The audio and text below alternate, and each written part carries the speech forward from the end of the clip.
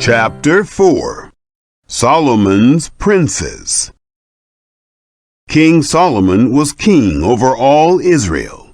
These were the princes whom he had: Azariah, the son of Zadok the priest; Elihoreph and Ahijah, the sons of Shisha, scribes; Jehoshaphat, the son of Ahilud, the recorder; and Benaiah, the son of Jehoiada, was over the army, and Zadok and Abiathar were priests.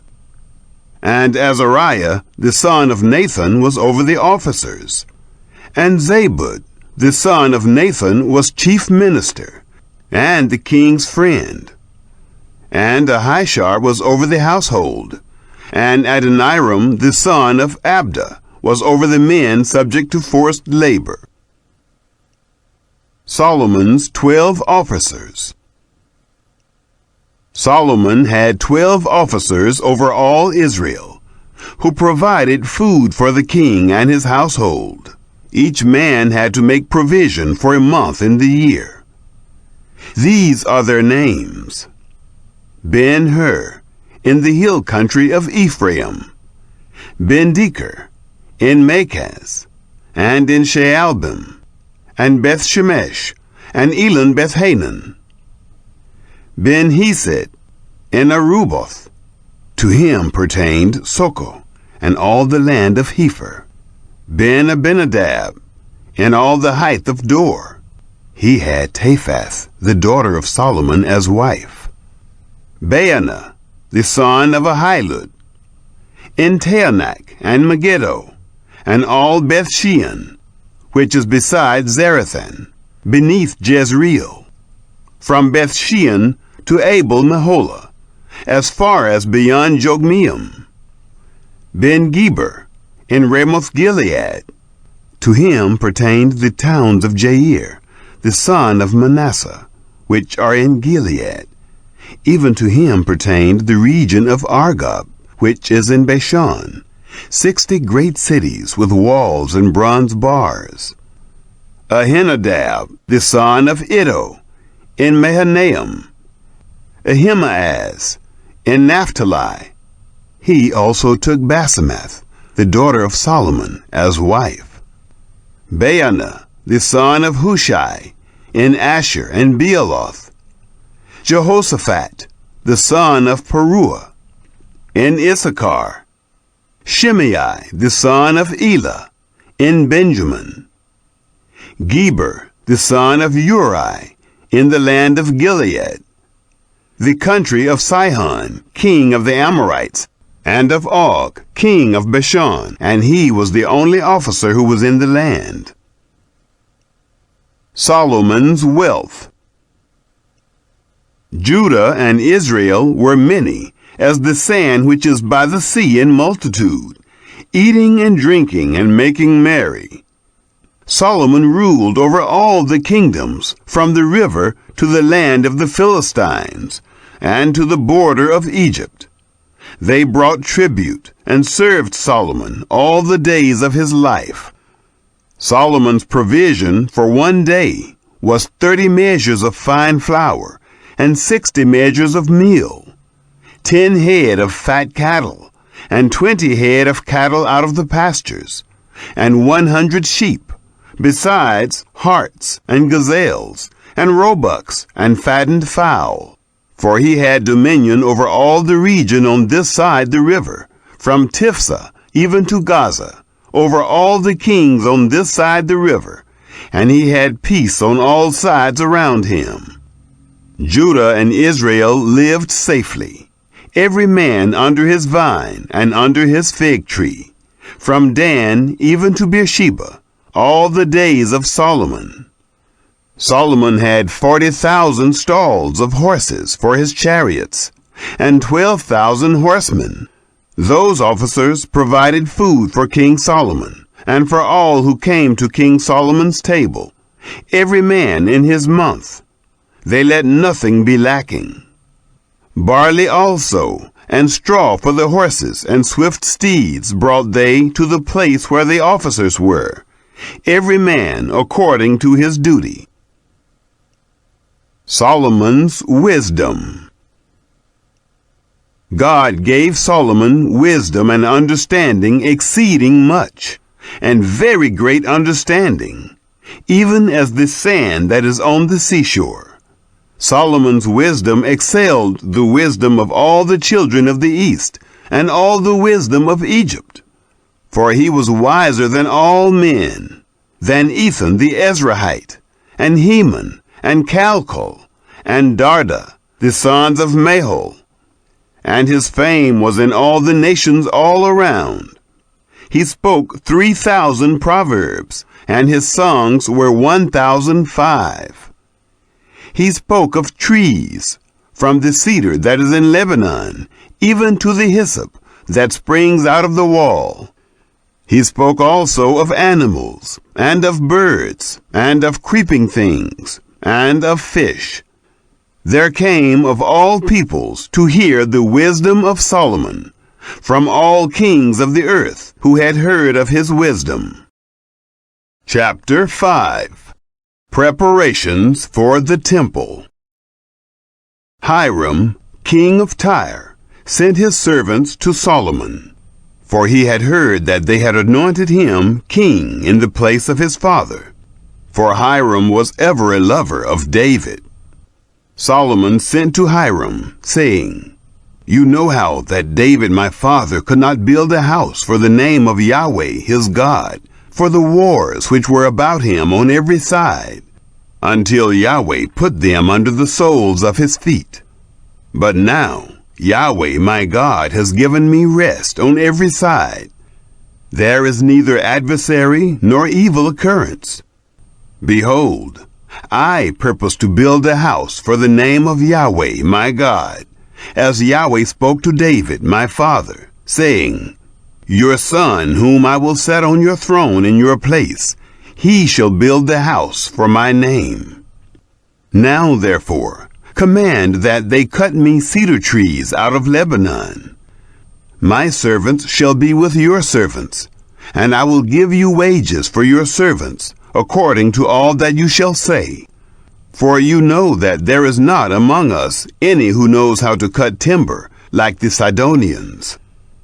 It happened, when Hiram heard the words of Solomon, that he rejoiced greatly, and said, Blessed is Yahweh this day, who has given to David a wise son over this great people.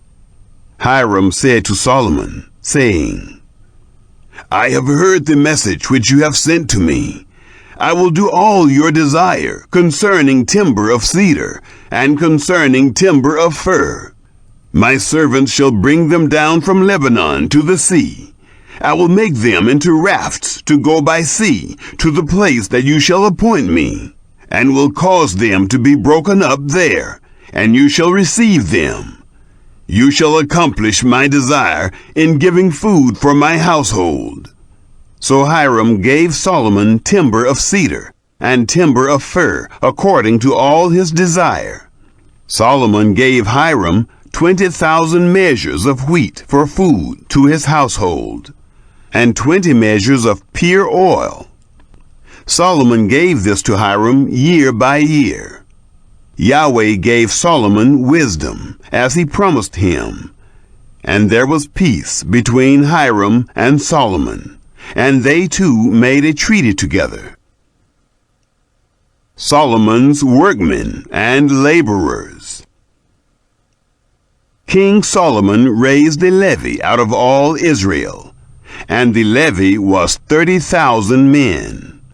He sent them to Lebanon, 10,000 a month by courses. A month they were in Lebanon, and 2 months at home. And Adoniram was over the men subject to forced labor. Solomon had 70,000 who bore burdens, and 80,000 who were stone cutters in the mountains.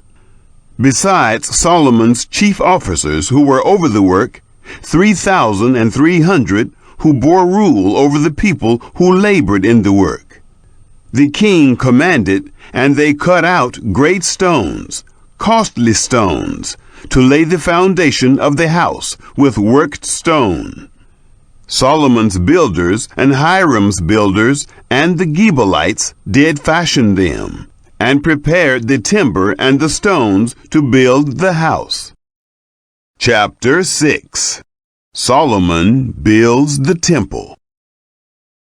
It happened in the 480th year after the children of Israel were come out of the land of Egypt, in the 4th year of Solomon's reign over Israel, in the month Ziv, which is the 2nd month, that he began to build the house of Yahweh. The house which King Solomon built for Yahweh, its length was 60 cubits, and its breadth 20 cubits, and its height 30 cubits. The porch before the temple of the house, 20 cubits was its length, according to the breadth of the house, and 10 cubits was its breadth before the house. For the house he made windows of fixed lattice work. The chambers. Against the wall of the house he built stories all around, against the walls of the house all around, both of the temple and of the oracle, and he made side rooms all around. The nethermost story was 5 cubits broad, and the middle was 6 cubits broad, and the third was 7 cubits broad. For on the outside he made offsets in the wall of the house all around, that the beams should not have hold in the walls of the house. The house, when it was in building, was built of stone prepared at the quarry, and there was neither hammer nor axe nor any tool of iron heard in the house while it was in building. The door for the middle side rooms was in the right side of the house, and they went up by winding stairs into the middle story, and out of the middle into the third.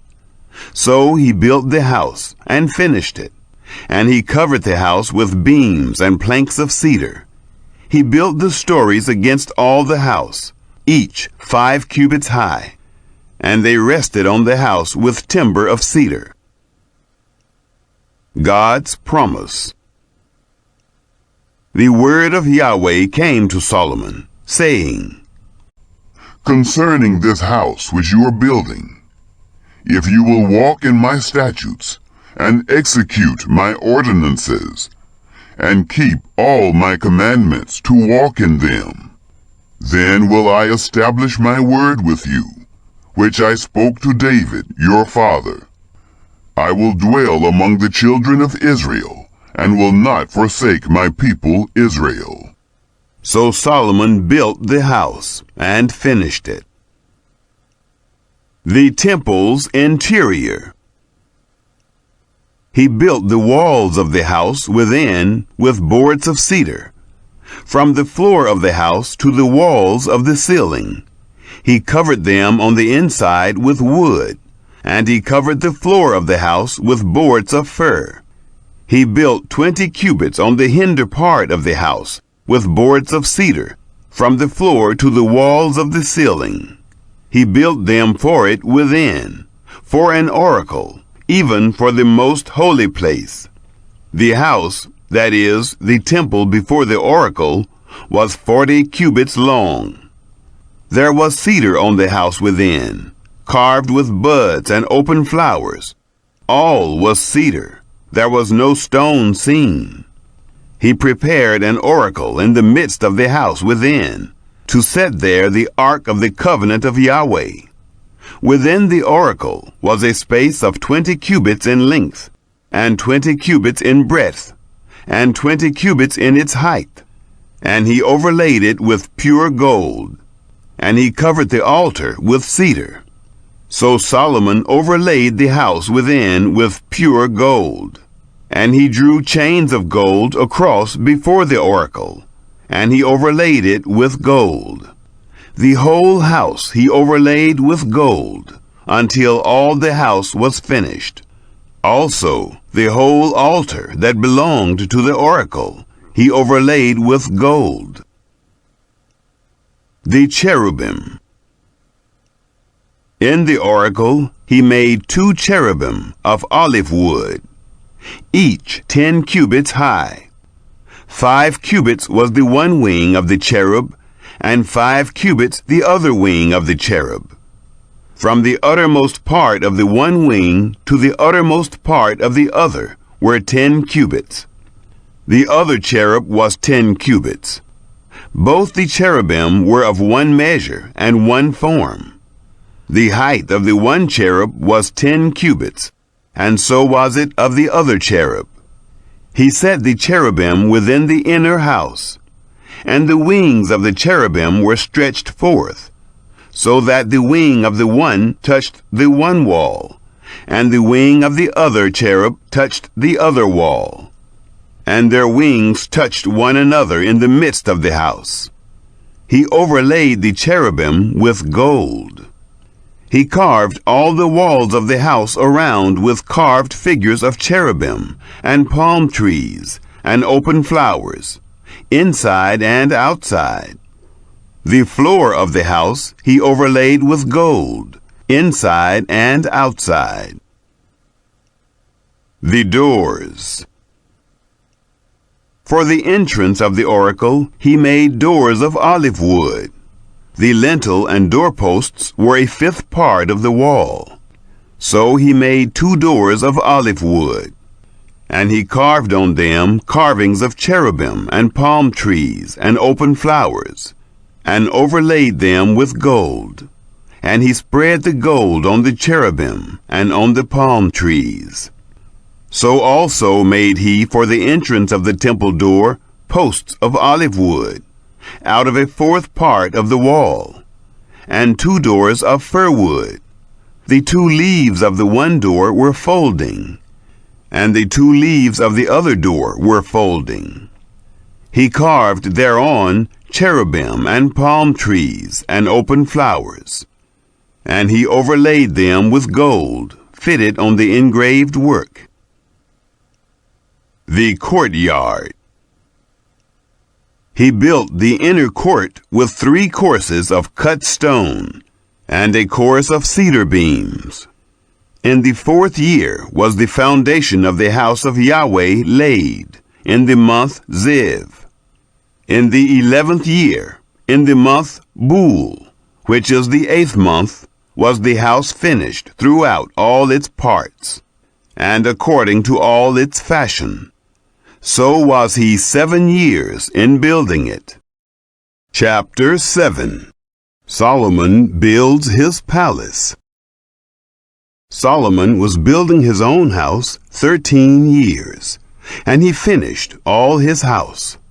For he built the house of the forest of Lebanon. Its length was 100 cubits, and its breadth 50 cubits, and its height 30 cubits, on 4 rows of cedar pillars, with cedar beams on the pillars. It was covered with cedar above, over the 45 beams that were on the pillars, 15 in a row. There were beams in 3 rows, and window was over against window in 3 ranks. All the doors and posts were made square with beams, and window was over against window in 3 ranks. He made the porch of pillars. Its length was 50 cubits, and its breadth 30 cubits, and a porch before them, and pillars and a threshold before them. He made the porch of the throne where he was to judge, even the porch of judgment, and it was covered with cedar from floor to floor. His house where he was to dwell, the other court within the porch, was of the like work. He made also a house for Pharaoh's daughter, whom Solomon had taken as wife, like this porch. All these were of costly stones, even of cut stone, according to measure, sawed with saws, inside and outside, even from the foundation to the coping, and so on the outside to the great court. The foundation was of costly stones, even great stones, stones of 10 cubits, and stones of 8 cubits. Above were costly stones, even cut stone, according to measure, and cedar wood. The great court around had 3 courses of cut stone, and a course of cedar beams, like as the inner court of the house of Yahweh, and the porch of the house. The work of Hiram. King Solomon sent and fetched Hiram of Tyre. He was the son of a widow of the tribe of Naphtali, and his father was a man of Tyre, a worker in brass. And he was filled with wisdom and understanding and skill, to work all works in brass. He came to King Solomon and performed all his work. For he fashioned the 2 pillars of brass, 18 cubits high apiece, and a line of 12 cubits encircled either of them about. He made 2 capitals of molten brass to set on the tops of the pillars. The height of the one capital was 5 cubits, and the height of the other capital was 5 cubits. There were nets of checker work, and wreaths of chain work for the capitals which were on the top of the pillars, 7 for the one capital, and 7 for the other capital. So he made the pillars. And there were 2 rows around on the one network, to cover the capitals that were on the top of the pillars, and so did he for the other capital. The capitals that were on the top of the pillars in the porch were of lily work, 4 cubits. There were capitals above also on the 2 pillars, close by the belly, which was beside the network, and the pomegranates were 200, in rows around on the other capital. He set up the pillars at the porch of the temple, and he set up the right pillar, and called its name Jachin, and he set up the left pillar, and called its name Boaz. On the top of the pillars was lily work. So was the work of the pillars finished. The sea of cast metal. He made the molten sea of 10 cubits from brim to brim, round in compass, and its height was 5 cubits, and a line of 30 cubits encircled it. Under its brim around there were buds which encircled it, for 10 cubits, encircling the sea. The buds were in 2 rows, cast when it was cast. It stood on 12 oxen, 3 looking toward the north, and 3 looking toward the west, and 3 looking toward the south, and 3 looking toward the east. And the sea was set on them above, and all their hinder parts were inward. It was a handbreadth thick, and its brim was worked like the brim of a cup, like the flower of a lily. It held 2,000 baths. The 10 bases. He made the 10 bases of brass. 4 cubits was the length of one base, and 4 cubits its breadth, and 3 cubits its height. The work of the bases was like this. They had panels, and there were panels between the ledges. And on the panels that were between the ledges were lions, oxen, and cherubim. And on the ledges there was a pedestal above.